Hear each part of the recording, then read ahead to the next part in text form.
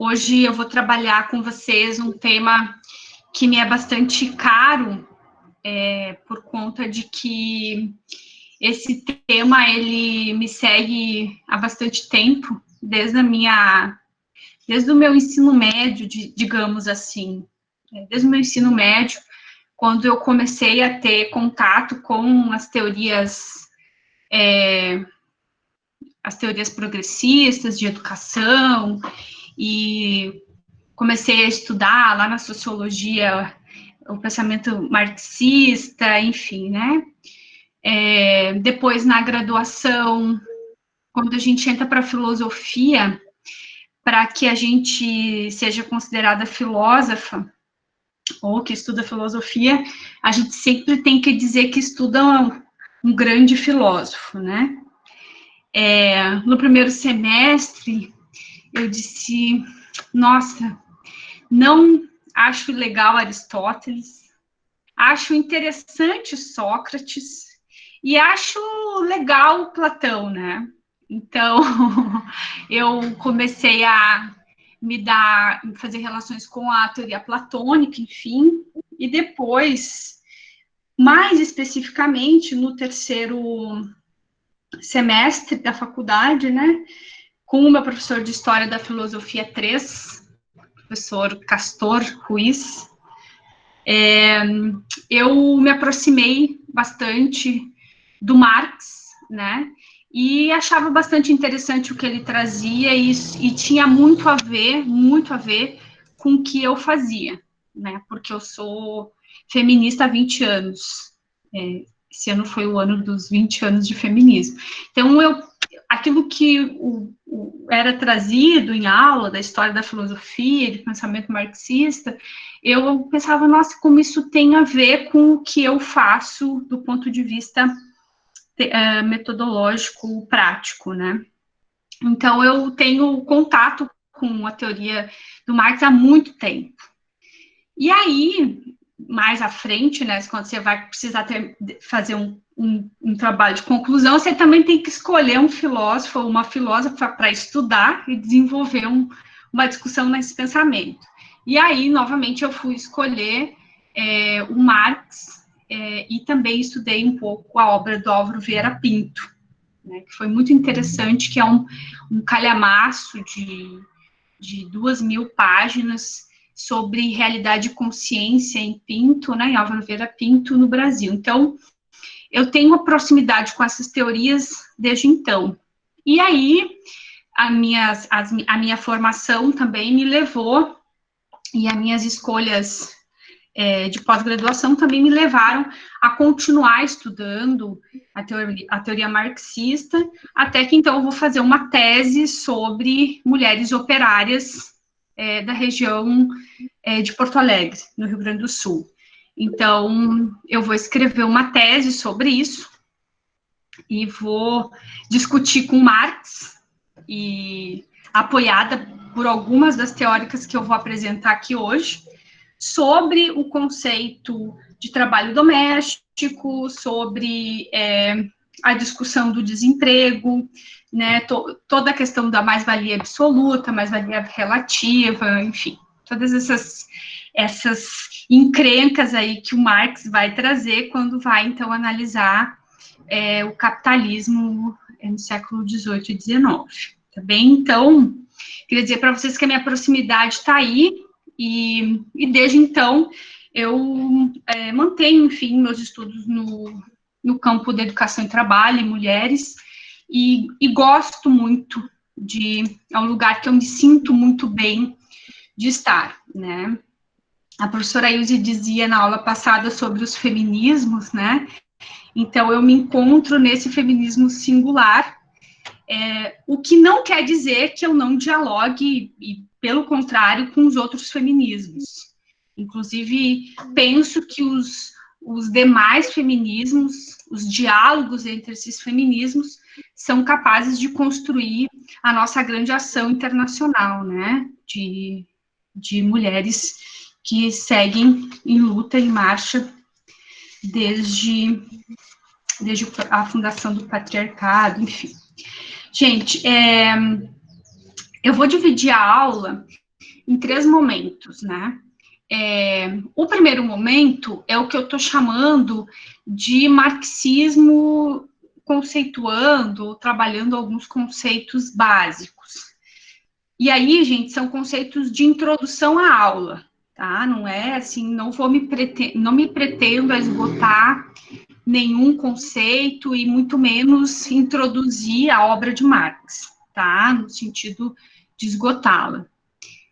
O segundo momento da aula, eu preparei algo que eu chamo de marxismo e feminismo e marxismo, alguns apontamentos teóricos, metodológicos e políticos para a construção de um feminismo marxista, né, se podemos dizer assim.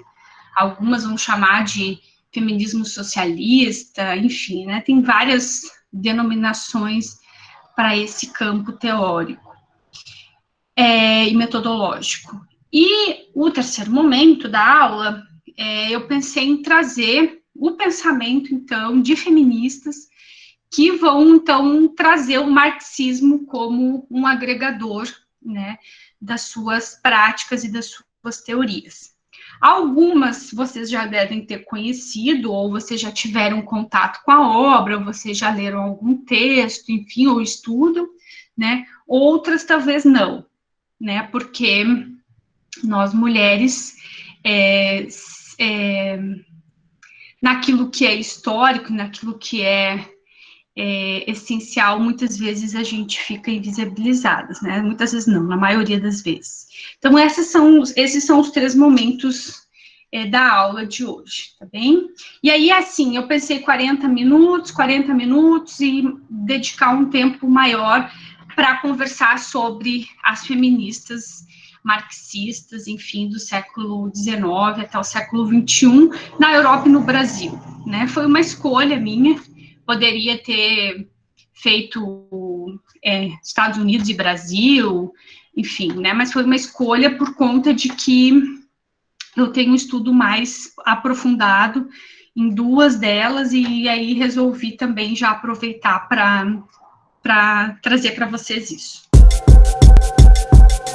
Quando eu vou apresentar o Marx, eu sempre apresento ele ao lado da Jenny, porque ela foi fundamental, né? Digamos assim, ela foi alguém que inspirou, alguém que disse assim, não, você não está pensando certo, ou quem sabe por aqui, né? Enfim, esteve junto com o Engels, né, na escrita do próprio manifesto, só que isso não aparece na história, né? Como geralmente as mulheres não aparecem, quase sempre. Então, a Jenny foi uma aristocrata, né? E que abriu mão de toda a sua fortuna, que se casou com Marx, né, e tiveram filhos e filhas, né, a maioria delas filhas, e que foi uma grande companheira e revisora da obra do Marx. Para quem não leu Amor e Capital, super sugiro, um texto muito, muito interessante, né, que vai contar, então, a vida privada do Marx, né, com a sua esposa, Jenny. Para mim, ela é uma grande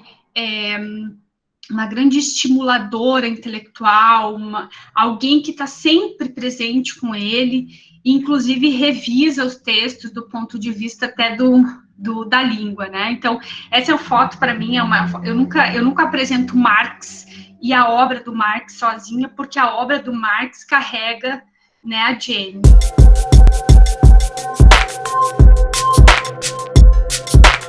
O que eu chamei de marxismo, conceitos básicos, são conceitos básicos da aula.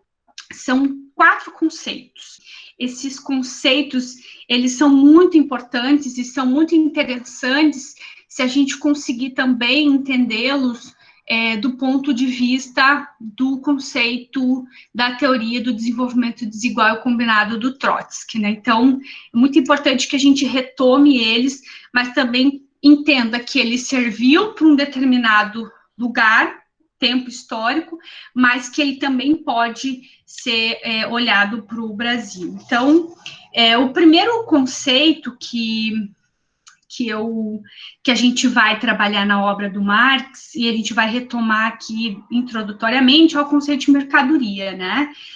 Por que o conceito de mercadoria? Porque quando Marx vai analisar o sistema capitalista, ele vai começar pela mercadoria, né? E aí essa questão ela vai ser como um ponto a priori, como eu gosto sempre de dizer, né? Como um pilar fundamental do sistema de mercadorias, né? E que vai estar ali presente o tempo todo, né?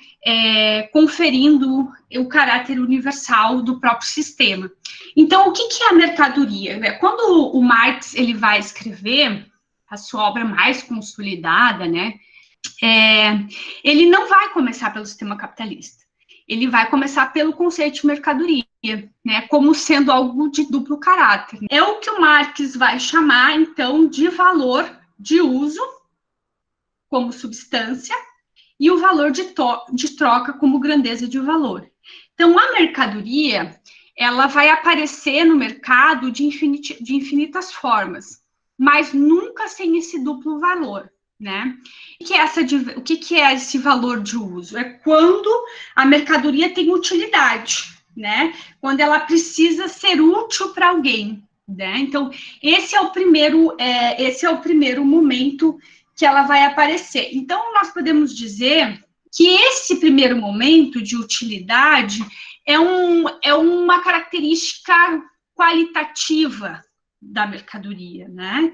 Então, uma mercadoria, para ser considerada como tal, precisa, antes de tudo, ser útil para alguém, possui seu valor de uso, independentemente de qual for sua utilidade. Essa mercadoria como valor de uso, esse conceito de valor, né, o valor como sendo o tempo socialmente necessário, né, para a produção do valor de troca, é muito importante. Então, o que a gente poderia tirar como definição primeira dessa mercadoria? Que ela é uma unidade dual do sistema capitalista e ela é a menor unidade. E a segunda dimensão, que é a valor de troca, ela pode ser calculada em valor, mas ela não pode ser mensurada, né? E aí é muito interessante, porque o que vai mensurar a mercadoria é o conceito de valor, que depois vai ser aplicado à relação do trabalho abstrato. Que é essa ideia de mensurar qualitativamente a utilidade de algo, sendo ela intrínseca e subjetiva. É preciso que algo que se torne as mercadorias comensuráveis em si, né, possibilite a efetivação de troca nos processos mercantis. Então, aqui é muito importante que esse duplo caráter do valor de uso e do valor de troca, ela vai, então, se dar no que o Marx vai chamar de equivalência. Então, para Marx, a quantidade de trabalho humano médio despendido na produção de mercadoria é o que vai, então, dar de forma quantitativa a substância de valor. E aí vai surgir aquilo que ele vai chamar de valor de troca. O valor de uso é efetivado apenas durante o consumo e serve como base de sustentação para o valor de troca. Aquele velho exemplo que a gente escuta, né? Essa camiseta tem valor de uso ou tem valor de troca, né? Quando que ela tem valor de uso, né? Quando ela é utilitário para mim. Quando que ela tem valor de troca? Quando ela vai, então, assumir uma equivalência no mercado. Né? Então, esse, então, é o conceito, uma ideia básica para entender o que é a mercadoria. O segundo conceito, que eu considero muito importante, é o conceito de trabalho. Então, a primeira definição para o Marx é que o trabalho, ele é uma atividade humana, tá? Que pode ser materializada em valores. Novamente, aqui, essa atividade humana, ela vai ter uma dupla dimensão. A primeira dimensão com o valor de uso, né? Que é, então, o que o Marx vai dizer lá no Capital, né? Como sendo o processo de trabalho, como que apresentamos em seus elementos simples e abstratos, é a atividade orientada a um fim para produzir valores de uso, ou seja, o que é valor de uso? É a utilidade, a apropriação natural para satisfazer as necessidades humanas. Aqui já está anunciado e já está colocado o sentido ontológico do trabalho, aquele trabalho que tem o sentido humano, que serve para satisfazer as necessidades de produção e reprodução. Então, todo esse trabalho, toda essa atividade humana que vai criar valor de uso, é o que o Marx vai chamar de trabalho ontológico. Aquela relação com a natureza, que ao transformar a natureza, eu me transformo, e ao me transformar, eu transformo a natureza. Então, é nesse sentido. E aí, todo o sistema de produção capitalista, ele vai repousar no fato de que o trabalhador vende a sua força de trabalho como mercadoria. Essa seria a segunda dimensão do conceito de trabalho, que é o valor de troca, quando o trabalhador e a trabalhadora precisa transformar essa relação com a natureza num valor, numa equivalência de troca. Então, eu vendo a minha força de trabalho e, ao final, eu vou receber, então, o que o sistema vai nominar depois e que a teoria vai chamar de salário, né? E aí vai nascer o então chamado e o tão conhecido trabalho assalariado, que no Brasil faz muito tempo que a gente não sabe onde anda, né? Então essa seria, então, a segunda dimensão do trabalho, que é o valor de troca, né? Essas duas dimensões, elas estão presentes lá nos capítulos 8 e 9 do Capital. O terceiro conceito, que para mim é um conceito básico da teoria marxista, é o conceito de classes sociais, mas que não é Marx que desenvolve do ponto de vista de pensar a classe, né? A gente vai encontrar esse conceito mais apropriado pelo Lenin, né? E depois também pelo Lukács, né? Ou se alguém quiser ser mais precioso, né, na pronúncia, o Lukács, né? Enfim. E também vai ser um conceito em contraposição e com duplo caráter, né? Se encontra escrito mesmo num texto mais panfletário do Marx, que é o Manifesto, né? O Marx, ele vai começar o manifesto falando das duas principais classes no capitalismo. Claro que ele vai falar de uma terceira classe, que é o campesinato, mas como é muito importante que a gente se dê conta de que ele está numa Europa, num período de industrialização, enfim, e ele vai, então, se dedicar nesse texto a falar das duas principais. E como todos os conceitos da teoria marxista, esse também é um conceito que tem um duplo sentido e que também está em contraposição. O Marx vai dizer que existem duas principais classes no capitalismo, né? O que ele vai chamar, então, de burguesia, né? E aí ele vai dizer assim, nela também inclui a chamada aristocracia, porque aparece como tal, detentora de privilégios em face da burguesia, e não em face do proletariado, e representa, então, essas duas categorias. E a outra é o proletariado, né, que vê o proprietário, isso é o burguês, perante o privilégio da propriedade. Todos os outros privilégios, então, desapareceriam. É muito importante a gente, quando está conversando sobre isso, em aulas, as pessoas dizem assim, então a classe burguesa é quem ganha R$2.000. Não, o conceito clássico de classe não tem nada a ver com renda, não tem nada a ver com esse conceito que a gente vê na televisão hoje, classe A, classe B, classe C, eu nunca sei qual classe eu sou, né? Porque até a classe A depende das metodologias dos grupos das agências de pesquisa, enfim. O conceito clássico de classe é o seguinte: existe a classe que é detentora dos privilégios e detentora dos meios de produção, e existe, então, a classe trabalhadora que não detém nenhum privilégio, né, e é detentora da força de trabalho.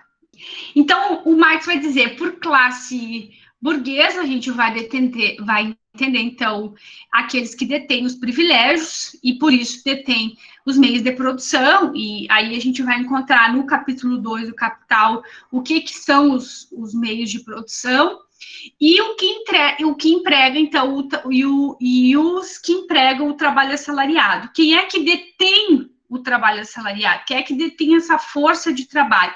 O trabalhador, o proletariado, a trabalhadora. Então, por proletário, a classe dos assalariados modernos, que não tendo meios próprios de produção, são obrigados a vender a sua força de trabalho para sobreviver. Então, tem um texto que eu acho muito interessante sobre a necessidade humana do Marx, que eu não vou tratar dele aqui, mas ele é muito interessante porque ele vai trazer os fundamentos teóricos para a gente conseguir compreender o que seria essa força necessária, né, e por que essa classe proletária seria obrigada, né, no sistema do capital a vender a força de trabalho. Nesse texto, Marx vai ser muito acusado de determinista econômico, toda aquelas conversa toda, né, que todo mundo critica. A maioria das pessoas que criticam Marx e, consequentemente, vai criticar o feminismo marxista, né, porque é uma crítica dual, né, são pessoas que nunca leram os textos de fundamento do Marx, né, e nunca entenderam que em nenhum momento essa ideia do determinismo econômico, se aparece em algum momento, mas mais adiante ele vai conseguir resolver isso, né, é bobagem, né? Muita gente lê Marx porque leu Habermas, e Habermas fez a crítica a Marx. Muita gente leu Foucault e não leu Marx, e aí Foucault fez a crítica ao determinismo e não leu Marx. Então, é muito importante que a gente consiga ler os textos de fundamentos que vão dar origem aos conceitos da teoria marxista para poder compreender isso, né, do ponto de vista do desenvolvimento do conceito e da própria obra. No 18 Brumário, que é um texto também muito importante da obra do Marx, né, o Marx vai falar do campesinato, né? E aí vai apresentar um conceito de classe, não mais a partir de só um critério, que é o que ele apresentou no primeiro momento lá no Capital, e talvez por isso ele tenha recebido tantas críticas do determinismo econômico, mas ele já vai, no 18 Brumário, apontar para uma ideia de múltiplas determinações. Inclusive, o ser social, ele é resultado dessas múltiplas determinações. A consciência humana é resultado dessas múltiplas determinações, né?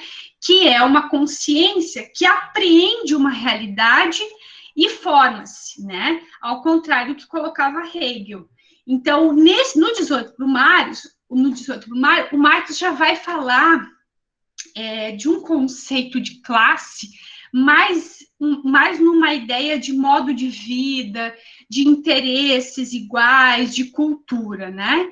Então, lá nos 18 Brumários, esses grifos são meus, ele vai dizer o seguinte: milhões de famílias existindo sobre as mesmas condições econômicas que separam o seu modo de vida, os seus interesses e a sua cultura do modo de vida, dos interesses da cultura dos demais de classe, contrapondo-se a elas como inimigas, e que formam uma classe. Aqui o Marx vai colocar, nesse momento, a ideia de capital e trabalho como sendo, então, contrapostos, né? Não, capital e trabalho estão sempre em constante contradição. Não há como falar de uma harmonia entre capital e trabalho. Isso não é possível para a teoria marxista. O Lenin vai dizer, chama-se de classe os grandes grupos de pessoas que se diferenciam entre si pelo seu lugar num sistema de produção social, historicamente determinado pela sua relação das mais várias fixes formuladas nas leis, como os meios de produção, pelo seu papel na organização social do trabalho e, consequentemente, pelo modo de obtenção das dimensões de riqueza social que dispõe.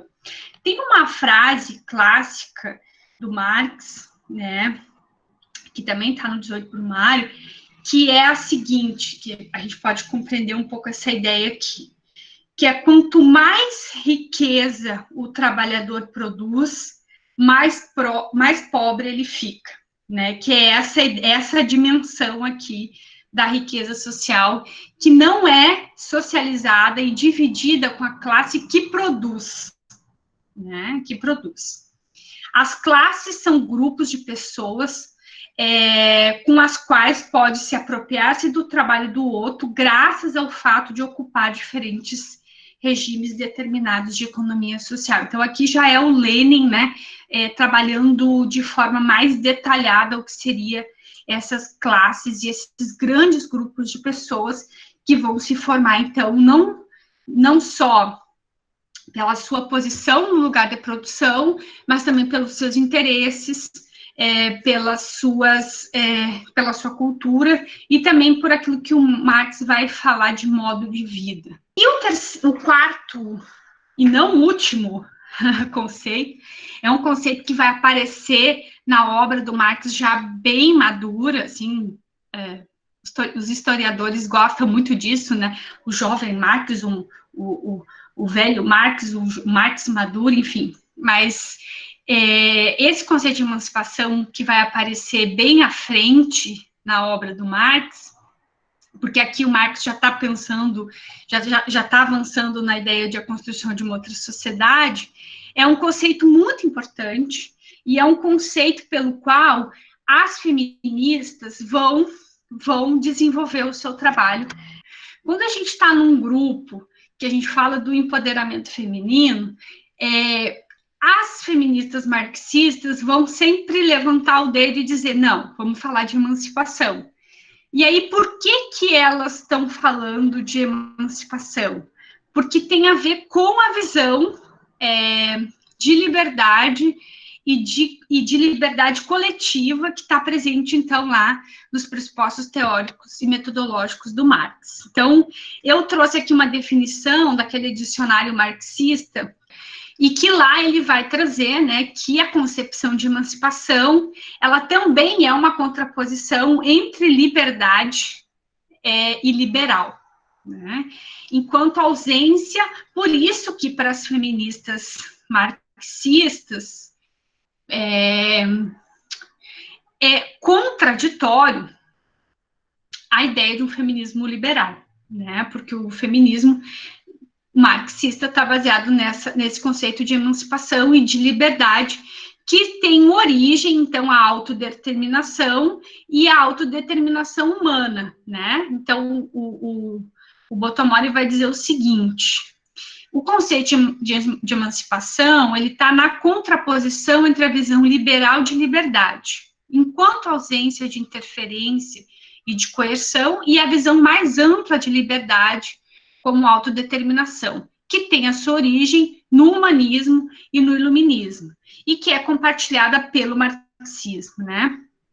E aí, o que então Marx entende por liberdade?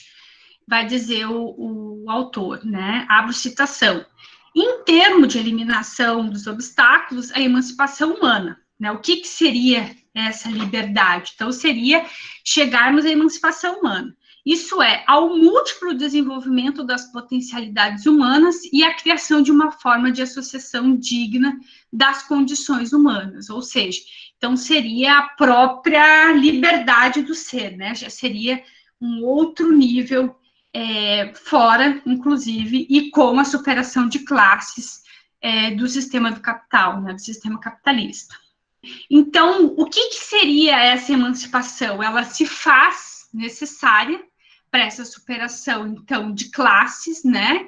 E para se chegar, então, ao conceito de liberdade, se faz necessária uma ação coletiva. Então, a liberdade é uma autodeterminação E, nesse sentido marxista, ela é coletiva e consiste na imposição social de forma cooperativa, organizada, do controle humano sobre a natureza, né? E sobre condições reais de produção. Então, essa forma cooperativa sobre a natureza não é a que a gente vê no sistema do capital, porque a relação que se tem com a natureza no sistema capitalista é uma forma de exploração dessa natureza, é uma forma que acumula pela destruição, né? Que faz a expropriação e faz o controle até a eliminação total dessas condições reais de produção.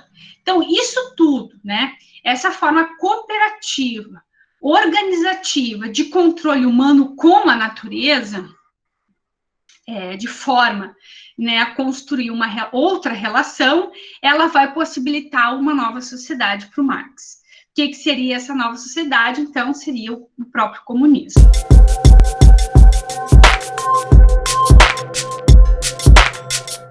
O que fica de grande herança da teoria marxista para as feministas é o método. E aí o método como sendo aquela relação lá, tese, antítese, síntese, né?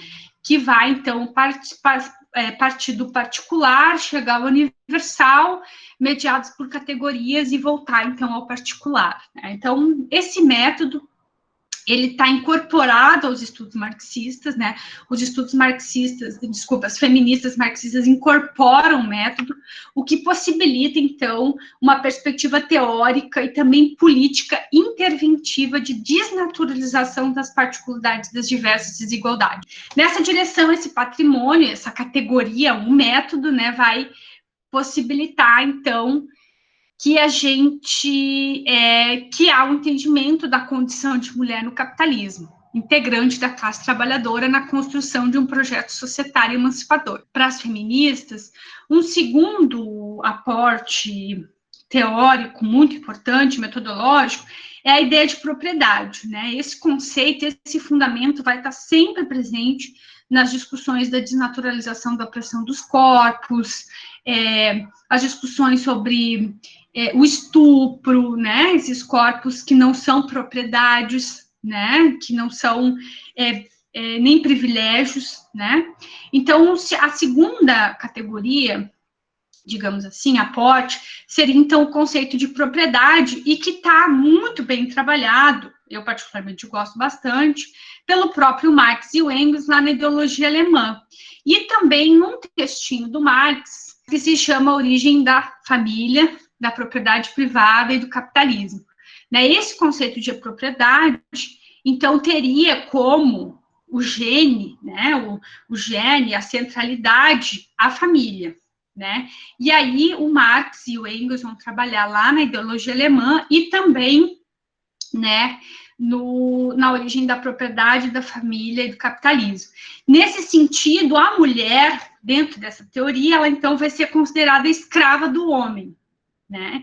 E depois o Lenin tem também um texto, que eu vou falar um pouco depois sobre isso, né? Não vou falar agora, mas que é o Lenin que assina, que é sobre a emancipação da mulher, né? E que vai dizer, então, que o grande segredo para a igualdade entre homens e mulheres seria, então, as mulheres saírem da condição de escravas do lar.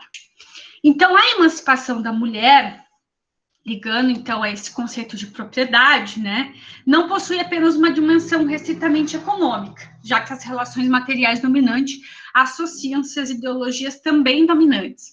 Então, essa emancipação da mulher, e aí vamos retomar lá em Marx o conceito de emancipação, aquele ligado ao conceito de liberdade, e a liberdade no sentido de uma nova relação, né, com a natureza, de cooperação, né, de cooperação com essa natureza, de não dominação dessa natureza no sentido exploratório, ela é econômica, ela é política, ela é religiosa, ela é social, ela é cultural. Então, essa emancipação, ela é, no sentido humano, uma totalidade. Então, Marx, ele ancora-se no pensamento, né, de Fourier e defende que a transformação de uma sociedade é determinada pelas relações do progresso da mulher diante da liberdade. Quando ele escreve o Progresso da Mulher diante da Liberdade, ele também vai se referir, e aí ele vai ser muito criticado pelas feministas, da ideia de que essa relação das mulheres, né, diante da liberdade, seria, então, uma relação do belo sexo. Né? E com isso ele vai ser super criticado. O Lenin tem um texto que se chama Emancipação da Mulher e que vai estar muito na relação com isso que o Marx está falando sobre a emancipação. Então, o Lenin também reconhece na igualdade entre o sexo uma das questões fundamentais para o socialismo, assim como na igualdade entre as nações e o fim do jogo de classe sobre a outra. Então, percebam aqui que o Lenin ele está bastante preocupado nessa igualdade entre sexo, como sendo um elemento de emancipação da mulher. Né? Nesse sentido, ele vai afirmar que não vai poder haver um socialismo ou mesmo uma democracia integral e durável enquanto as mulheres não forem chamadas a participar livremente da vida pública em geral. Hoje, as socialistas feministas, marxistas, dizem uma frase que tem muito a ver com essa ideia aqui do Lenin, né, que é sem feminismo não há socialismo. Então, essa ideia do sem feminismo não é socialismo está bastante presente nessa questão de que enquanto as mulheres não tiverem direito à vida pública em geral, elas não forem, aqui se fala em convite, né, mas eu estou achando que a gente nunca vai ser convidada, a gente vai ter que precisar ocupar mesmo, elas não vão ser... não vai haver socialismo, né? É importante ressaltar, segundo Lenin, que a mulher continua sendo no capitalismo, em qualquer classe de democracia, uma escrava doméstica. O Lenin vai escrever assim: uma escrava encerrada no dormitório, no lar, dos filhos e da cozinha. Sustenta, então, o autor, o Lenin, né, que para os marxistas a democracia não extingue a luta de classe, porém torna ela mais pura e ampla para aqueles que estão engajados na luta. Então, a gente vai partir do princípio, nesse aporte teórico, né, de que a emancipação da mulher, ela está associada à construção de uma nova sociedade. Sim, isso já estava colocado pelos socialistas, e isso também está colocado pelas feministas socialistas, né? E que o que é patrimônio para a luta das mulheres e para o feminismo, nessa perspectiva da emancipação humana, é o método, né? É o método que vai ajudar, então, essa emancipação, né? E, por sua vez, o feminismo vai contribuir de forma significativa para a compreensão das relações sociais, incluindo o desvelar crítico da divisão social do trabalho, que é atravessada pelas relações de sexo e raça, assim como as próprias classes sociais também o são.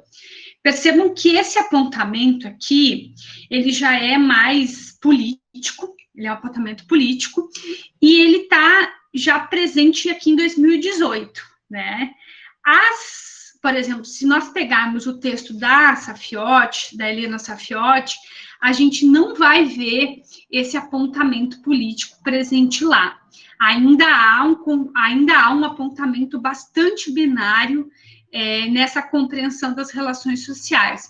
E aí é óbvio, né, que a gente precisa entender o tempo histórico dessas teóricas, a influência que elas vão ter, né, na sua teoria, né, na elaboração da sua teoria. Então, o feminismo, ele não se dá, né, nessa perspectiva socialista da emancipação, ela não se dá pelas questões individuais das mulheres, ainda as quais sejam incontestavelmente importantes e indispensáveis, né, porque essa ideia essa ideia de emancipação, voltemos lá no conceito de emancipação, está na ideia do coletivo, a cooperação entre esse ser social, né?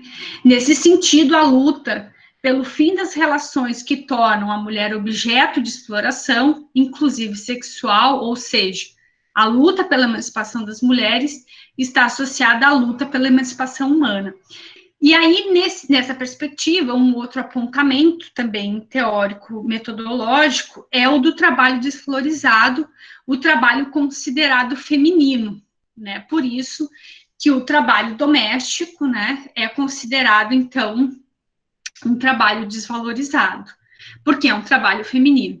Aliás, todo trabalho que tem uma relação com o ambiente privado, que é considerado feminino, então vai ter, por sua vez, uma desvalorização. E tudo isso encontra-se na extração do trabalho mediante salário e a extração dos trabalhos gratuitos, né? Por isso que os trabalhos de cuidado, né, de saúde, de lavanderia, todos os trabalhos que têm a ver com o mundo privado ou com a ideia de doméstico, né, vai ter, então, o que as feministas vão chamar de trabalho desvalorizado e que, para o Marx, né, não criava valor, né, não criava valor de troca. Então, elas vão, principalmente essa Fiotti vai discutir muito sobre isso e vai dizer que sim, cria valor de troca, porque tudo no capitalismo vira mercadoria. Então, por meio dessas apropriações, né, que aí a Sisley, que é a autora que eu estou me baseando para falar desses apontamentos teóricos, ela vai trazer, então, a ideia de raça, classe, né, no capitalismo, e vai ampliar, então, esse grande contingente humano disponível para baixos salários, aumentando, portanto, a sua capacidade de exploração associadas às apropriações do tempo, do corpo e do trabalho não pago das mulheres. Então, a gente percebe que é no trabalho doméstico que a gente vê a olho nu o trabalho não pago e que é a fonte de maior exploração do sistema do capital. Por que é a fonte de maior exploração? Porque é aquilo que vai produzir uma maior mais-valia relativa, né? Que é o trabalho em grande escala, né?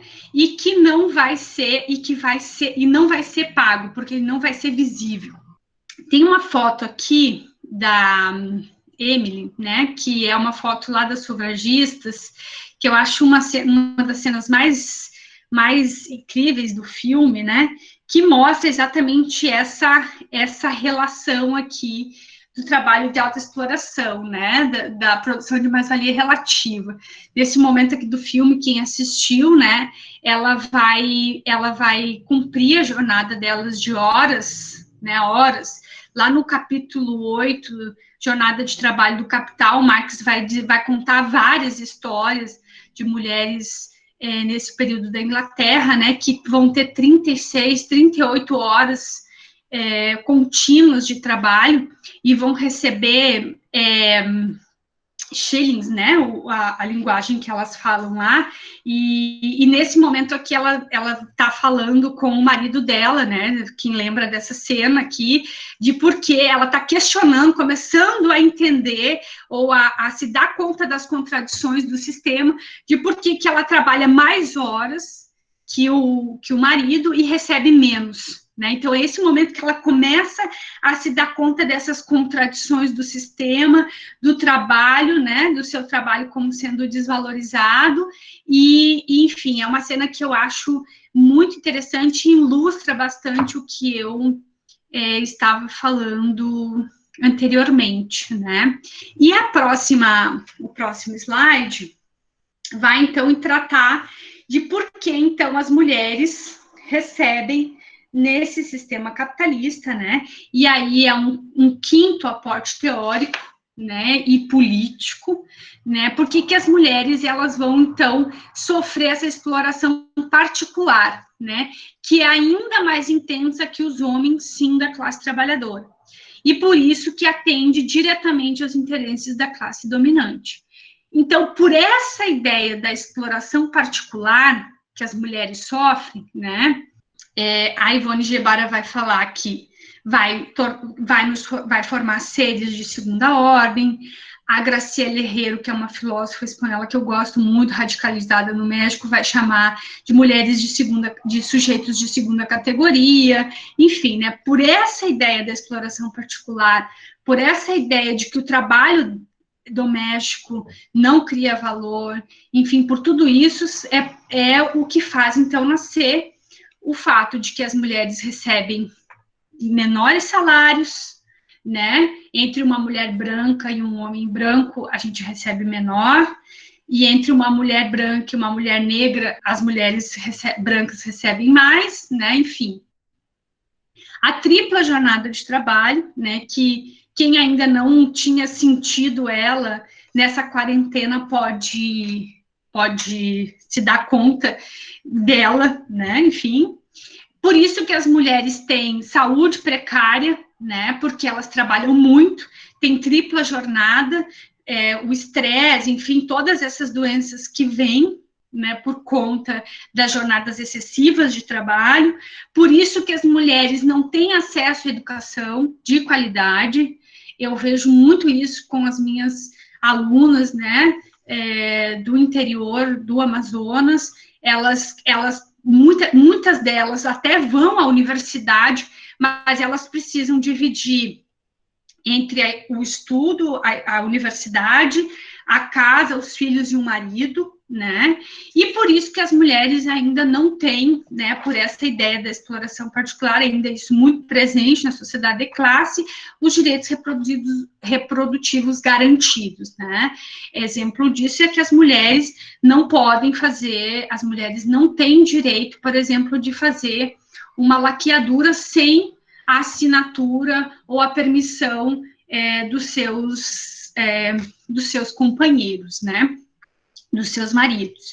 Eu tenho uma cena que me vem muito forte agora, assim, falando um pouco de vida real, né? Eu tenho uma mulher que, enfim, que é uma mulher que eu conheço e que é de uma comunidade do interior do Amazonas, que tem 65 anos, tem 12 filhos. O ano passado ela teve o 13º filho, tem problema de pressão alta, e aí quando a gente pergunta para ela, mas por que a senhora não para de reproduzir? Elas dizem, porque o meu marido não quer, né? Ou porque o meu marido não deixa. E aí os médicos e toda a equipe de saúde fez todo a documentação que era preciso para ela poder fazer a laqueadura, porque os médicos já disseram, olha, você vai morrer na próxima.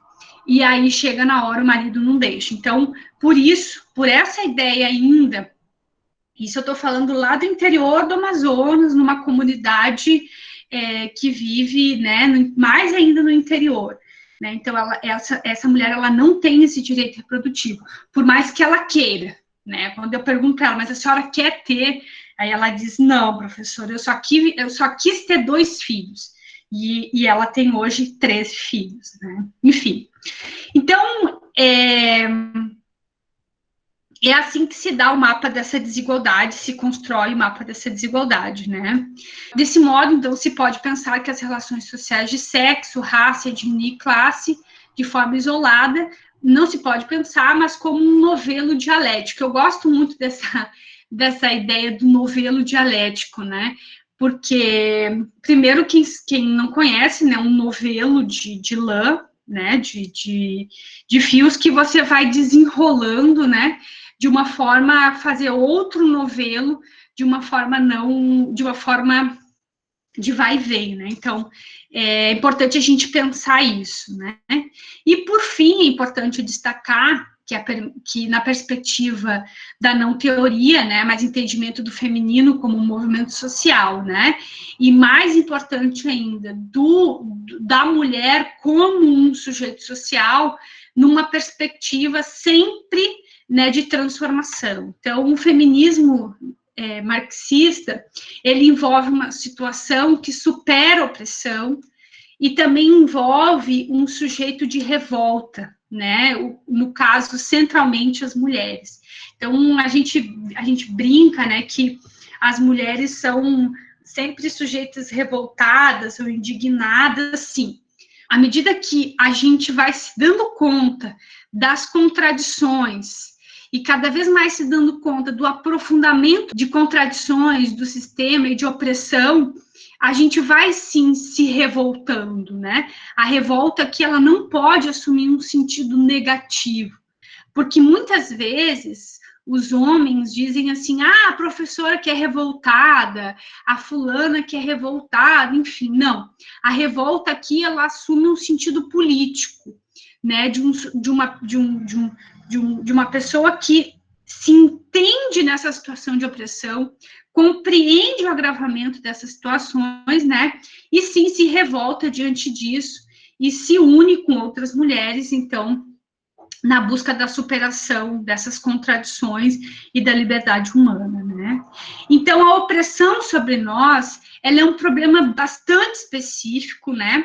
Assim como o racismo, o patriarcado, que está engendrado na lógica do capitalismo. Então, a Helena Safiotti vai dizer, né, já nos anos 60, que há uma simbiose entre racismo, patriarcado e machismo. E isso tudo trabalha numa estrutura social para exatamente alimentar essa lógica do capitalismo. Assim como as crises lá para o Marx alimentam o sistema capitalista, para as feministas, essa simbiose, essa relação alimenta, então, essa lógica do capital. Portanto, a gente diz que o nosso feminismo precisa ser antirracista, antipatriarcal, antimachista, antissexista, porque esse feminismo ele precisa romper com essa lógica que se retroalimenta, né? Então, a luta anticapitalista demanda a luta contra o patriarcado e o racismo. Esses são os 5 apontamentos teóricos, metodológicos e políticos que eu trago para a gente, então, discutir ou talvez se perguntar como que eu falo ou o que é pensar um feminismo marxista, né? E para a atualidade isso faz sentido, né? Isso tem sentido, né? Por que se tem sentido a gente precisa falar sobre isso ou falar disso?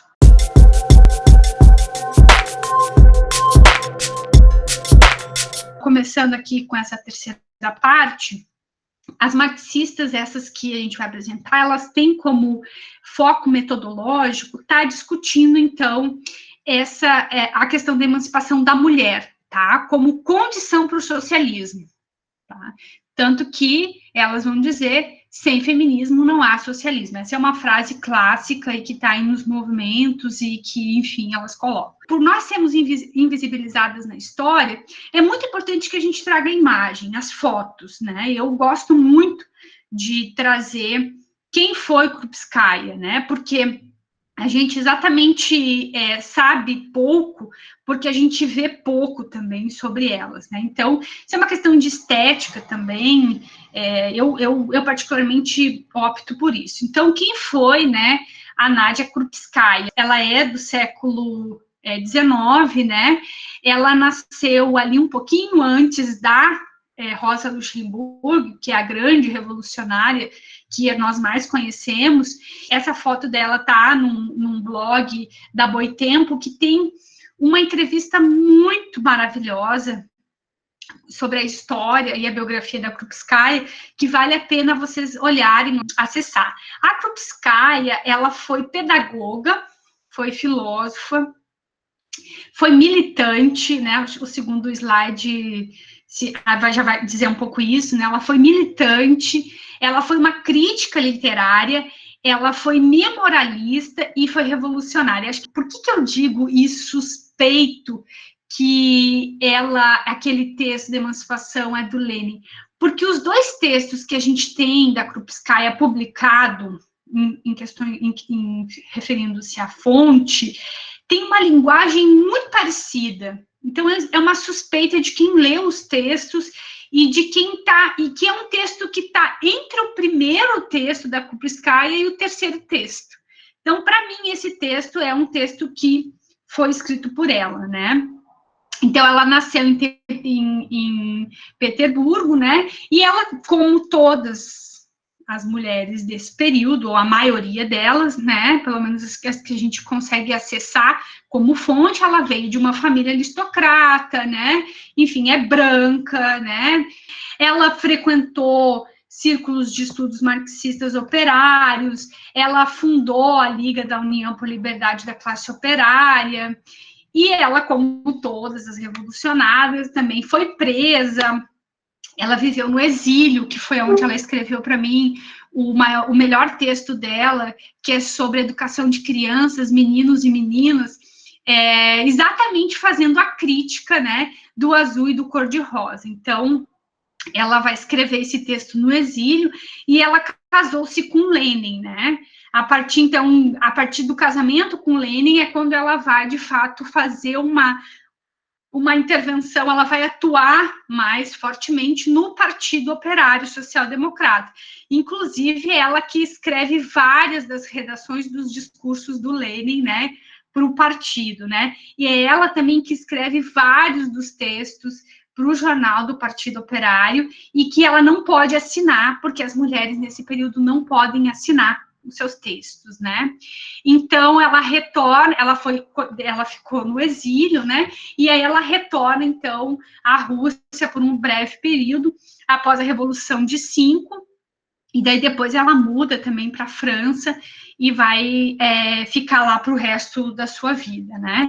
Olha que interessante, né? Porque a gente vai olhar a Anísia Floresta no Brasil, a Anísia tem um pensamento muito em diálogo com a Krupskaya, né? As duas têm, assim, muito parecidos, né? E aí, a Krupskaya, ela também vai se tornar não só uma militante, mas ela vai se tornar também uma estadista. Ela vai tornar-se deputada, ela vai se tornar, hoje, o que a gente chama de secretária de educação, e que naquela época era chamado de comissionado, né? Comissionário de educação. Então, ela não só vai militar no Partido Operário, como ela também vai se tornar uma estadista e vai fundar nesse período que ela se torna secretária, uma divisão especial para educação de adultos. Voltando lá. Em 1920, então, ela já vai assumir o Comitê de Educação, né? E aí, enfim, ela também vai se tornar, em 27, a presidente do Partido o Comunista, né? Muito, muito interessante essa trajetória da Krupskaya. Então, ela trabalhou não só no partido, como também no Supremo e nos cargos de poder de educação, né? Sempre como uma espécie de uma secretária de educação, né? Então, a Krupskaya, enfim, ela vai defender uma escola livre, percebam, né? Ela está falando de uma escola livre em 1920, quando ela assume a Secretaria de Educação, né? Então, ela vai falar dessa escola livre, livre de preconceitos, essa é uma das ideais dela, né? O preconceito de uma tarefa doméstica, e é nesse texto aqui que ela vai falar que não existe essa questão de que homem veste azul e menina veste rosa, né? E essa escola, ela precisa ser introduzida, né, pelo princípio de igualdade, né? E tal preconceito não pode, então, gerar alienação e discórdia, né? Os preconceitos não servem para nada, a não ser para gerar alienação e discórdia. Então, tem um texto que é organizado pela Graziella Schneider, que é um texto Mulheres e Revolução, que foi publicada pela Boitempo, que tem vários textos resumidos da Krupskaya. E tem uma mulher, assim, na frente, com uma bandeira, né? Mulheres e Revolução, é o nome do livro. E aí, nesse livro, e aí é o que vai, então, inclusive, surgir uma entrevista sobre ela, tem um fragmento que eu achei muito interessante trazer aqui para a gente conversar, que vai exatamente tratar disso, né? Uma breve intervenção dela, escrita no início do século passado, que possui uma atualidade enorme nesse século, com as afirmações da Damares, de que meninas vestem rosa e meninos vestem azul. Então, ela vai fazer uma grande crítica a essa questão, né, presente aí nesse período. Como ela era memorista, ela escrevia para os jornais. É muito estranho que a gente não, no trabalho de fontes, a gente encontre somente 2 textos da Krupskaya, e são textos pequenos. Então, assim, o primeiro dele, por que a Segunda Internacional defende Trotsky, né? Tem um texto que ela vai escrever, e o segundo texto é Figuras da Classe Operária, né? Então, percebam, assim, a Krupskaya é uma mulher que ela tá nos 2 campos, ela tá tanto no movimento operário, lutando, escrevendo sobre a educação de meninos, de meninas, enfim, e também está no campo ela se torna uma estadista, enfim, vai ser secretária, vai construir processos e programas de educação que vão servir depois para o próprio Partido Comunista, né, defender como ideais de educação. A segunda revolucionária, também branca, aristocrata, enfim, marxista, é Rosa Luxemburgo, que está um pouco depois, do ponto de vista histórico, né, da Krupskaya, e que vai ser o grande ícone, né, o grande ícone no sentido de que é mais citada, mais estudada, enfim, né, das marxistas aí no século XIX, né? Então, essa foto da Rosa eu acho muito bonita, mas tem essa outra foto que, para mim, ela é emblemática e, inclusive, é a capa do nosso dossiê do centenário da Rosa Luxemburgo, né? A gente organizou um dossiê sobre a Rosa, e essa foto foi para a capa, porque ela é muito emblemática. Vocês percebam que só tem homens nesse espaço público, né? E a Rosa está ali fazendo campanha, pedindo voto, né? Para o Congresso Internacional, né? E incansavelmente ela fazia isso, né? Vários momentos da obra da Rosa paravam em praça pública e pedia voto, enfim. Para mim, essa foto aqui é uma foto super emblemática e me faz lembrar muitas das nossas mulheres aqui no início do sufrágio, né, pedindo votos e fazendo discurso, como a Berta e outras companheiras, né.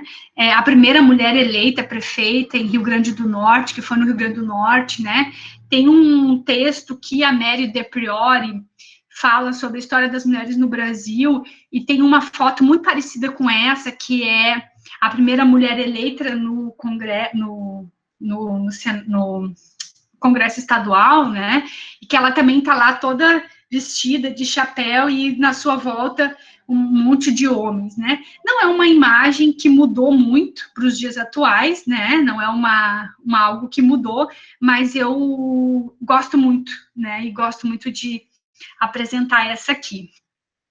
A Rosa, então, ela também teve um companheiro, né, socialista, que vão fundar o Partido Social Democrata da Polônia, né, e vai defender, e a Rosa também, e vai defender, então, uma tese de doutorado que vai ser intitulada O Desenvolvimento Industrial da Polônia, né, onde ela vai fazer também uma grande discussão com Marx, vai refutar Marx em várias questões.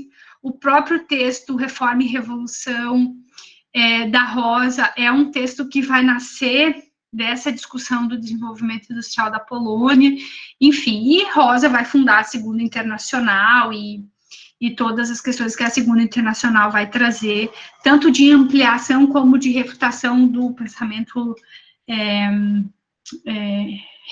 hegeliano, marxista e leninista, né?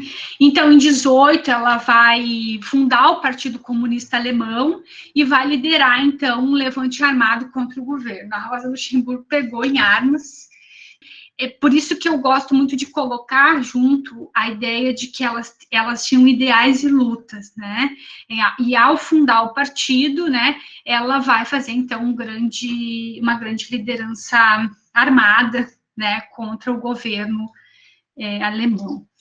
Então, quais são essas ideias e essas lutas da Rosa, né?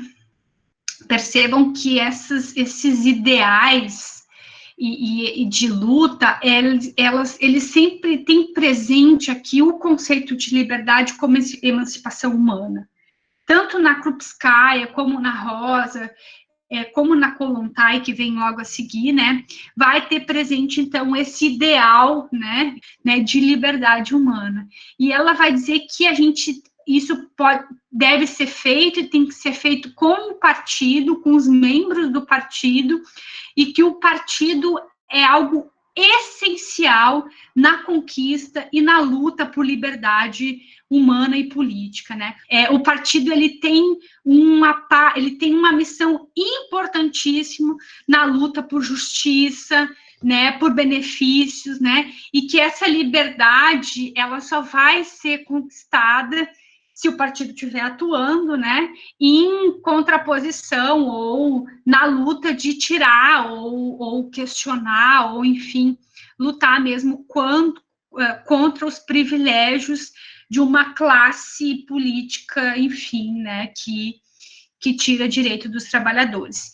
Esse texto e essa concepção da Rosa está presente num texto chamado Socialismo ou Barbárie, que está organizado pela Isabel Loureiro, numa edição maravilhosa, né, da Rosa Luxemburgo, que está aqui nas referências, e depois vocês vão poder consultar, né. A segunda ideia da Rosa também está essa ideia de que os direitos democráticos, né, eles devem ser exercidos, e a luta por democracia tem que ser feita pelo proletariado, né? E isso não vai ser porque é a classe que tem interesse na democracia e na justiça e na liberdade, né? Então, esses interesses e essa luta, vai dizer a Rosa, é uma tarefa histórica. Né, é uma tarefa histórica. Esse trecho também, esse fragmento, está num texto sobre democracia, que também se encontra lá no Socialismo e Barbárie. Tá? Então, essa é a Rosa, essas são as obras. Esse trabalho aqui é um trabalho de fonte que as minhas orientandas me ajudaram a fazer, a organizar, enfim. Esse aqui são todos os trabalhos que são publicados da Rosa e que estão disponíveis em PDF, né? Todos eles a gente encontra na internet, e aqui também está organizado por ordem cronológica, né? Percebam, a Rosa começa a escrever em 1894. Também tem uma edição de alguns desses textos publicados nessa edição aqui da Unesp, né? Pela Isabel Loureiro, que, para mim, hoje no Brasil, é uma das maiores, se não a mais importante pesquisadora em Rosa Luxemburgo, né? Então, esses também são textos que são publicados, que são escritos pela Rosa, né? E que também estão por ordem cronológica, né? O que é mais importante destacar aqui é o texto, a Marcha das Ideias do Dia das Trabalhadoras. Nesse texto, é um texto que ela vai escrever muito para as mulheres operárias, sim. O texto está totalmente dedicado às mulheres, inclusive o texto está quase todo no feminino, né? Então, é um texto muito interessante de ler e de perceber como que a Rosa aqui entende a necessidade da revolução e da organização das operárias, né, em busca da superação da exploração do trabalho e do trabalho das grandes fábricas têxteis, enfim, das operárias desse período. E aí eu queria convidar vocês também para conhecer o dossiê que a gente lançou o ano passado pela revista de história da FURG sobre Rosa Luxemburgo, né? A gente vai, além de fazer uma discussão com a teoria da Rosa, né, e aí tem várias colegas que vão escrever a teoria de Rosa com Hannah Arendt, fazendo a discussão do conceito de liberdade da Rosa com o conceito de liberdade de Hannah Arendt, enfim, a gente também fez um trabalho, e eu, particularmente com minhas orientandas, de fazer algumas resenhas desses textos que a gente considerou mais importante da Rosa Luxemburgo. Então, se vocês tiverem interesse, eu acho que é muito importante que vocês acessem a revista, também está de forma gratuita, né, e é um lindo presente que a gente dá à Rosa Luxemburgo.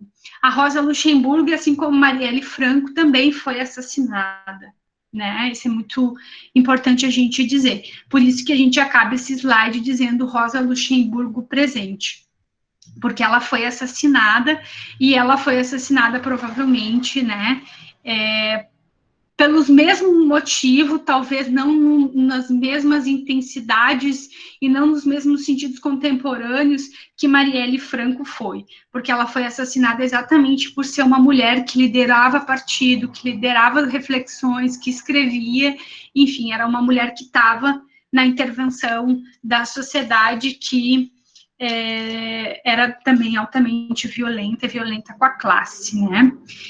A Alessandra Kollontai, ou Alexandra, enfim, quem, né, for mais precioso, né, eu acho, eu leio a Alessandra, né, também é uma teórica revolucionária, marxista, né, ela é um pouquinho mais tarde, mas também está entre o Nascimento, são ali muito próximo, né, também é bastante conhecida das revolucionárias, bastante lida, né, pelas feministas, e também foi uma das grandes mulheres que teve ideais e lutas, né. Então, essa é a Alessandra, que foi uma ativista socialista, né. Para mim, das três, ela teve ideias, ela que teve as ideias mais radicais, né, sobre o socialismo e a emancipação das mulheres. Também vai nascer num lugar de privilégio aristocrata, né, e ela vai também ser membro, né, do Partido Comunista, e vai se juntar a Lenin, né, e automaticamente a Krupskaya, e vai ser uma importante revolucionária durante a Revolução de 1917, né, ela vai estar ali contribuindo não só com os aspectos da própria revolução, da própria prática da revolução, mas também, sobretudo, com os aspectos teóricos socialistas da emancipação das mulheres. Kollontai tem vários textos, importantíssimos textos sobre relações sexuais, né? Para quem está aí querendo discutir prostituição, para quem está querendo entender a divisão social do trabalho, a divisão sexual, é muito importante ter como aporte teórico, metodológico e político a Kollontai lá nas suas referências lidas, né, e pesquisadas. Então, ela vai ser também, vai se tornar comissária, né, da relação de bem-estar social, e vai ajudar a fundar, né, a seção feminina do partido. Esse é um dos grandes feitos que a Kollontai vai fazer na Revolução de Outubro, e vai contribuir muito, né, porque até então o partido não tinha a seção feminina, apesar dos seus principais líderes, né, dizerem que o socialismo não será alcançado enquanto não houver superação do trabalho doméstico e da servidão feminina, né. Então, ela supervisionou uma ampla variedade de reformas legais, ela também foi estadista, ela teve presente no Estado, ela ajudou a formar políticas públicas, né, para libertar as mulheres trabalhadoras e criar uma nova base de moralidade sexual socialista. Então, novamente, para quem está pesquisando essa ideia de que a mulher não é mercadoria, e não é mesmo, né? Os nossos corpos não são mercadoria, prostituição, enfim, todos esses temas que o marxismo feminista abrange sob a perspectiva do conceito de mercadoria, é muito importante ler Kollontai. Como a Kollontai era bastante radical muito radical no seu pensamento, né? Os russos não estavam prontos para a grande mulher que era Kollontai, né? E aí ela foi de novo, daí ela foi retirada, né? Foi silenciada, né? E aí mandaram ela para servir em outros lugares, né? E tiraram ela então como estadistas desse lugar aí das reformas legais, né? Então, ela foi embaixadora da Rússia também, né? Teve um legado aí na diplomacia, né? E teve também, pelo seu radicalismo teórico, como eu digo, prático teórico, ela teve 2 indicações ao Prêmio Nobel, né? E, enfim, mas não ganhou, mas teve essas indicações, né? Enfim, eu acho que um dos grandes recortes do trabalho da Kollontai, esse texto que ela dirige, que ela escreve às trabalhadoras do mundo, né? Porque ela é uma internacional e ela é uma socialista internacional, tá nesse texto, que é um texto de discurso às operárias, mas que nesse trecho ele é muito, muito, muito, muito interessante. E novamente aqui a gente percebe como que esse conceito de emancipação da mulher está ligado ao conceito de emancipação humana, né, que a gente retomou lá na primeira parte da aula. Então, eu vou abrir aspas e citar a Kollontai, porque é muito, muito, muito bonita essa parte do discurso. Então, ela vai dizer o seguinte: a Revolução de Outubro emancipou a mulher. Hoje as camponesas têm os mesmos direitos que os camponeses, e as operárias os mesmos que os operários. Em todo lugar a mulher pode votar, ser membro dos sovietes ou comissárias, e até comissárias do povo. A lei equipara a mulher em direitos, mas a realidade ainda não a libertou. As operárias e camponesas continuam subjugadas ao trabalho doméstico como escravas dentro da própria família. Numa sociedade comunista, mulher e homem devem ter direitos iguais. Sem essa igualdade, não há comunismo. E esse discurso, eu estou aqui arrepiada, né? Enfim, esse discurso da Kollontai é exatamente o que faz nascer a ideia de que sem feminismo não há socialismo, né? E aqui também tem presente uma ideia de democracia formal e de democracia substantiva, né? Ou se a gente quiser usar uma linguagem mais marxista, teórico-marxista, né? Uma relação entre o que é aparente e o que é essência, né? Da aparência e da essência do Marx. Eu acho o trecho mais bonito desse discurso da Kollontai, e eu penso que todas as mulheres deveriam escutar essa parte desse discurso, né? E, nesse sentido, tem aqui também, de forma organizada, do ponto de vista da história, né, e do tempo da publicação, os textos da Kollontai, né? Os fundamentos sociais da questão feminina, né, é um texto muito importante, as relações entre os sexos e a luta de classe, aqui que ela vai falar ainda da dominação que as mulheres ainda vivem, né, e aí a dominação entre classe, entre as classes, né, tem essa autobiografia de uma mulher comunista sexualmente emancipada, né? Ela vai trabalhar com uma espécie de um contrato comunista sexual, né? O trabalho feminino no desenvolvimento da economia, enfim. E o último texto da Kollontai, que para mim é um texto maravilhoso, que eu li um extrato aqui, é o discurso, então, destinado às trabalhadoras em 1918, logo após a Revolução Russa, né? E aí ela tem muito aporte no que foi a Revolução Russa. As marxistas brasileiras, a gente tem aqui uma foto da Helena Safiotti também, ela não vai ter, e aí com bastante propriedade a gente fala isso, porque ela própria diz que ela não vai ter influência dessas teóricas soviéticas, russas, alemãs, e, enfim, ela vai ter influência dos marxistas, Caio Prado Júnior, ela foi orientanda do Florestan Fernandes, e ela conta como foi difícil ser orientanda do Florestan Fernandes, né?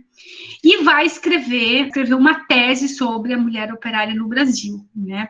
E vai usar, então, conceitos da emancipação humana, da emancipação feminina, tendo aqui já presente nessas autoras o conceito de gênero, de patriarcado, de raça e de capitalismo. Aqui a gente vê um novo momento, eu não sei se é um novo momento, mas um outro momento da teoria marxista, né? E a gente pode dizer que é inaugurada no Brasil por Helena Saffioti, né? Então, a Helena Saffioti, ela é conhecida internacionalmente, é uma das mais importantes feministas para mim, pesquisadoras do Brasil. Escreve, para mim, o livro mais importante da Saffioti não é Gênero, Patriarcado e Raça, e que é aquele livro que ela vai datar o patriarcado, mas é O Poder do Macho. Foi exatamente porque o poder do macho caiu no meu colo que eu me virei uma feminista, que eu me tornei uma feminista, né? Então, ela é mundialmente conhecida. Ela vai tratar da situação das mulheres no mercado de trabalho no Brasil na década de 60, né? Ela vai fazer uma análise sociológica sobre as desigualdades entre mulheres e homens. Ela é socióloga, né? E sobre as diversas formas de opressão e exploração do trabalho. Então, percebam que aqui é óbvio que tem a discussão da opressão e da exploração do trabalho, mas isso não é centralidade. E isso não vai subjugar e nem vai marginalizar as questões de gênero, de classe, de raça. Pelo contrário, quem estuda a obra da Saffioti, principalmente esses dois textos que eu falei, vai perceber que tem ali escrito, né, essa reflexão sobre a simbiose entre esses conceitos. Aqui tem algumas coisas referente à Unesp, onde ela foi professora. Enfim, acho que vale a pena também olhar um texto da Saffioti que se chama Violência Sexista no Brasil, né? Depois também eu datei aqui as obras. Eu acho muito importante quem está estudando essa questão da violência, quem está fazendo uma reflexão do ponto de vista da violência também como um produto de mercadoria, a violência como um produto do sistema capitalista. É muito importante olhar esses textos que a Saffioti vai fazer, esses estudos que a Saffioti vai fazer sobre violência sexista no Brasil. A gente aqui já vai trazer o conceito de gênero das autoras, né? Então, o gênero para a Saffioti é um conceito útil, rico e vasto. Olha o que ela está dizendo, rico e vasto, ou seja, permite que seja ampliado. Sua ambiguidade deveria ser entendida como uma ferramenta para maquiar exatamente aquilo que interessa ao feminino, o patriarcado, como um fato inegável para o qual não cabe imensas críticas que surgiram. Deixa eu dizer uma coisa para vocês. O texto O Poder do Macho, ela vai desvendar exatamente o macho, o sexismo, o capitalismo e o racismo. No gênero, patriarcado e violência, ela vai datar o patriarcado. E para Saffioti, o gênero está longe de ser um conceito neutro, tá? Como para qualquer feminista marxista, né? Pelo contrário, o gênero, ele carrega uma dose considerável de ideologia, tá? A Saffioti vai dizer isso. Ela vai escrever Sociedade de Classe, Mito e Realidade. Ela vai escrever o trabalho artesanal ao industrial. Ela vai fazer uma discussão da manufatura. Ela vai fazer uma discussão exaustiva sobre a exploração da mulher, né, um estudo das operárias, e essa vai ser a tese de doutorado da Helena Saffioti, orientada pelo Florestan Fernandes. Ela vai escrever um texto muito importante sobre emprego doméstico e capitalismo. Ela vai escrever, eu acho que o texto mais citado da Helena Saffioti são dois, O Poder do Macho e esse, Gênero, Patriarcado e Violência. Ela vai escrever um livro em coautoria com a Mônica Munhoz, que é sobre a mulher brasileira é assim, a ideia do mito, né, da mulher brasileira, né? Ela vai escrever, então, Violência e Gênero, Poder e Incompetência, né? Enfim, esses são os textos da Helena Saffioti em relação... e aí está aí presente todos os conceitos que ela vai desenvolver ao longo das suas discussões. A próxima filósofa que a gente vai discutir hoje, vai conhecer o pensamento, a obra, e por que ela vai se vincular ao pensamento marxista brasileiro, é Ivone Gebara. Ivone Gebara é uma filósofa, estudou filosofia, estudou teologia e é freira. Ela é devota no sentido de, como ela diz assim, ela estudou Santo Agostinho, né? Uma grande estudiosa de Santo Agostinho, inclusive tem vários momentos da obra dela que ela vai citar o Santo Agostinho. E, enfim, vai ser pouco conhecida porque a Ivone Gebara vai ser silenciada pelo Vaticano, principalmente pelas questões teóricas e metodológicas e políticas que a Ivone levanta dentro da teologia, e inclusive é uma das grandes fundadoras da teologia da libertação no Brasil, é uma das grandes líderes do movimento Católicas pelo Direito a Decidir. Na verdade, eu diria que ela é uma inspiradora, né, desse movimento dentro da Igreja Católica, né, que vai fazer toda uma discussão do aborto e da propriedade do corpo da mulher como sendo seu e o direito dessa mulher a decidir. Então, ela é muito importante para os estudos da teoria progressista no Brasil e, enfim, do marxismo, né. A Ivone ainda ela é viva, né, ela participa ainda de vários eventos, e ela sempre fala desses 40 e poucos anos dentro do feminismo brasileiro. Para mim, assim, ela é uma memória viva, né, da história do feminismo marxista no Brasil e tudo mais, né.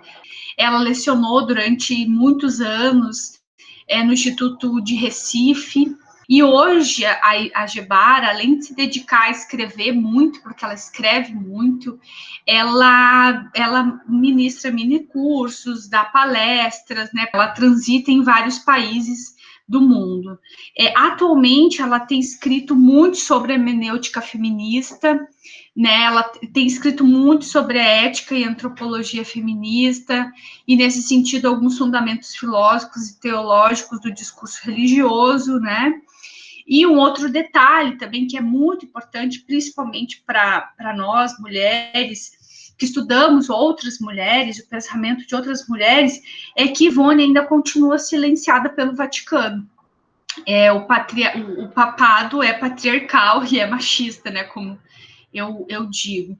O Leonardo Boff foi chamado pelo Papa Francisco, né, e foi silenciado pela Igreja, mas a Ivone Gebara não foi, porque exatamente ela vai trabalhar com questões de cunho altamente inadmissível na Igreja, que é a questão do aborto, né? Isso é altamente proibido, ainda é proibido pela Igreja Católica, mas ela não abre mão, porque ela vai entender que o direito a decidir sobre o seu corpo, é um fundamento filosófico, ético, que as mulheres precisam ter, né? E precisam serem firmes. Então, até hoje, até esse momento, ela ainda continua silenciada pelo Vaticano e ela mantém uma vida religiosa, enfim, dentro da sua casa, né? Eu trouxe já para as nossas filósofas marxistas brasileiras já o conceito de gênero organizado, né? Já, digamos assim, definido. Então, para Ivone Gebara, esse conceito é um conceito que quer dizer, entre outras coisas, né, falar de um modo particular do ser no mundo. E aí é muito importante que esse ser no mundo, para Gebara, são as mulheres como seres sociais, né? E ela vai dizer desse ser no mundo, de um lado, fundado no caráter biológico do nosso ser, ela não vai tirar a dimensão aqui do sexo, né? E de outro, um caráter que vai para além desse biológico, né? Que aí está justamente no fato de articular, né, na formação desse conceito de gênero, a cultura, a história, a sociedade, a ideologia e a religião. A Ivone vai trazer isso como um elemento bem interessante e que eu não vi em outros conceitos de gênero, a presença da religião como sendo um marcador bem importante na definição de gênero. Então, para quem estuda e está estudando ética feminista e mesmo a própria teologia, a filosofia feminista nessa perspectiva da religião, estudar a Ivone Gebara é muito importante, porque ela traz isso com bastante propriedade, até porque ela é teóloga também como filósofa. E esse conceito está nesse texto da Ivone, que é Rompendo o Silêncio, uma fenomenologia feminista do mal, né? E aí, dentro dessas ideias e lutas, a gente vai ter a obra de Ivone Gebara, que é gigantesca, né? Ela ainda está estudando filosofia e teologia. Ela vai escrever, o primeiro texto dela publicado vai ser em 88, né? Que ela vai ser um texto em coautoria. Depois a gente vai ter textos, a gente percebe que anualmente ou a cada 2 anos ela está publicando um texto textos bem substantivos e que servem muito de fundamento e aporte teórico para os nossos estudos, né? Eu destaco alguns muito interessantes que eu já estudei e acho que, enfim, sugiro que a gente estude, que é um texto O Poder e o Não Poder das Mulheres, muito, muito importante. A vida religiosa, da teologia patriarcal à teologia feminista, né? Ela vai defender esse conceito de teologia feminista, isso vai ser uma tese da Ivone. A Ivone também é ecofeminista, né? Como a maioria, né, das teólogas, enfim. E também a teologia ecofeminista, ela vai fazer digamos assim, ela é uma autora que combina muitos aspectos da sua vida, né? Aspectos de luta também, porque ela luta pela liberdade religiosa das mulheres, ela luta pelo direito à reprodução, ela luta pelo ecofeminismo, enfim, pelo direito, né, à vida. E aí a gente vai perceber que todos esses conceitos de luta estão presentes também na sua obra e no seu pensamento. Todos esses textos, eles são... Todos não, mas a maioria desses textos, eles estão disponíveis de forma gratuita na internet, então é possível ter acesso, e que caso não se tenha acesso, ela é uma pessoa super disponível, a gente vai na casa dela, ela escreveu o prefácio do meu penúltimo livro, e a gente vai na casa dela e pede tal texto, ela vai lá e busca e já te traz.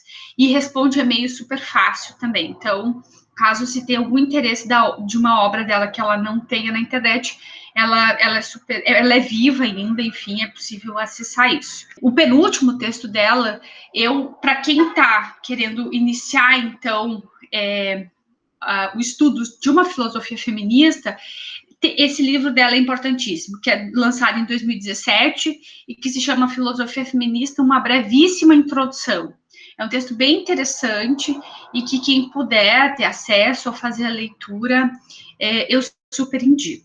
Também Gebara é uma grande filósofa e, assim, nos estudos da teologia e da ética e da epistemologia feminista também é uma grande fonte para a gente poder consultar e acessar. E uma outra feminista é a Mirla Siste. Hoje, para mim, é uma das maiores que escreve sobre feminismo e marxismo, né? A Mirla, ela é nossa contemporânea, é professora na Federal do Rio Grande do Norte, trabalha no programa de pós-graduação, lidera grupo de pesquisa sobre relações sociais, gênero e feminismo, né? Dentre elas, é a que está muito próxima do conceito de interseccionalidade, não que a Gebara não esteja, não que a Saffioti esteja, as questões teóricas, metodológicas das obras delas apontam para isso, só que quem vai falar isso com o nome interseccionalidade, né, e de forma mais proativa, digamos assim, vai ser a Mirla, né, até porque ela também é contemporânea, ela vai estar mais próxima desse conceito que vai nascer aí pelos anos 2000, né, então é a que mais vai falar sobre isso.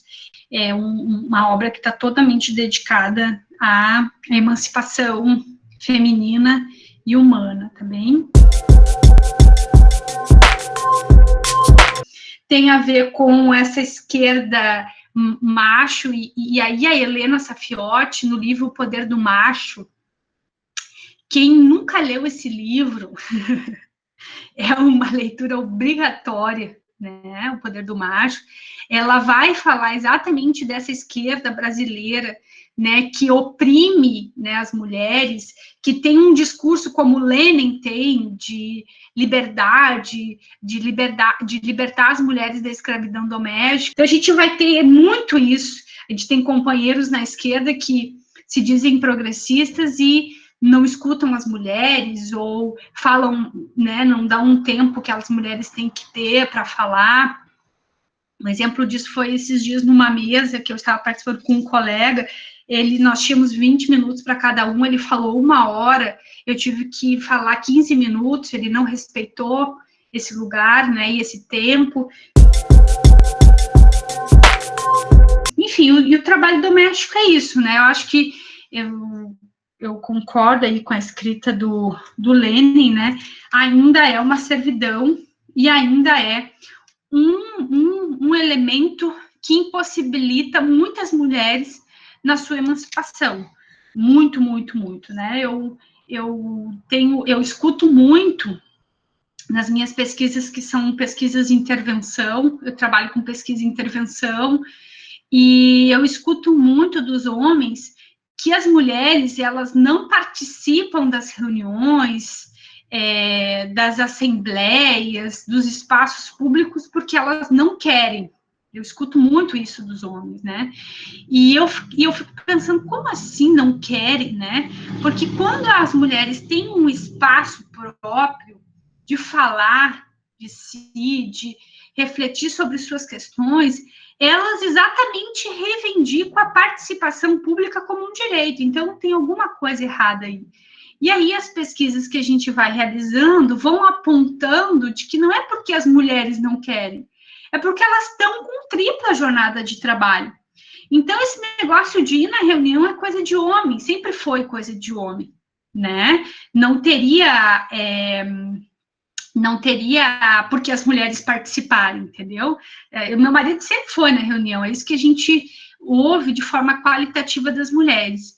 E à medida que elas vão se dando conta que se elas não participam desses espaços públicos de decisão, de tomada de tomada de decisão, de encaminhamento, as coisas não mudam na vida delas, elas vão se dando conta dessas contradições e vão reivindicando. Então, assim, é muito importante que a gente consiga, de fato, mexer com essa questão do trabalho doméstico, de forma que a gente vai superando essas contradições, né? E que as mulheres vão, sim, conquistando esses espaços públicos e esses espaços políticos de fala, de decisão. Então, eu vejo isso muito, né? Essa ideia do amor está ligada à questão de gênero e, especificamente, a profissões que estão ligadas ao mundo privado, enfim, né? E eu lembro que eu fui fazer o teste de vocacionado e quem fez em mim foi uma comunidade religiosa, né?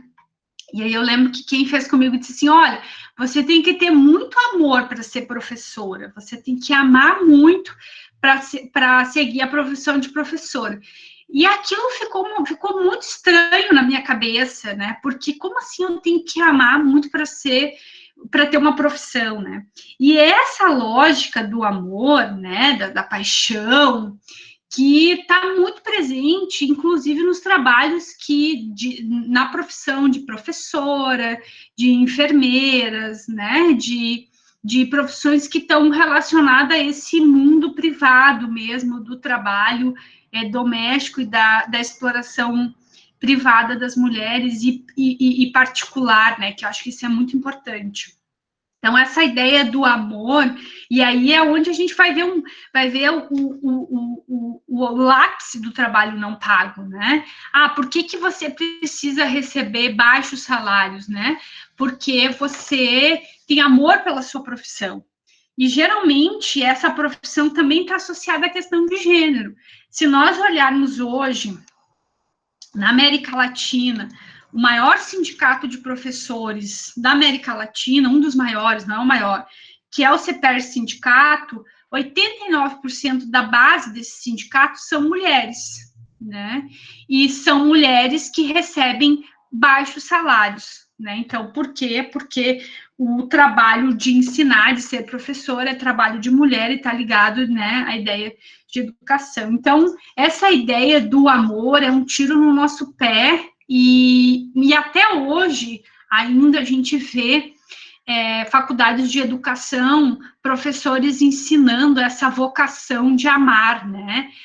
Ao invés de ensinar a dimensão da profissão como trabalho, como atividade humana. E como qualquer outra atividade humana, né, precisa, no sistema do capital, ser trocado e tem que ser valorizado por isso.